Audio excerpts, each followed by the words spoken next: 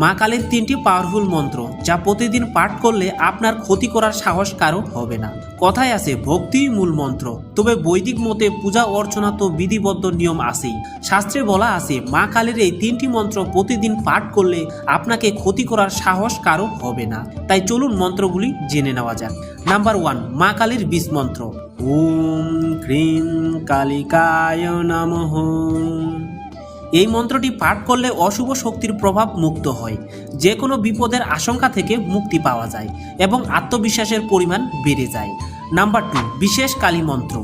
ওম হ্রিম slim cream অধকালিকা Parama ঈশ্বরী স্বাহা। এই মন্ত্রটি পাঠ করলে শরীর ও মন ভালো হয়ে ওঠে, রাগ, ইগো, হিংসার মতন ধ্বংসাত্মক অনুভূতিগুলোর প্রভাব কমে যায়। নাম্বার 3, মহাকালী মন্ত্র।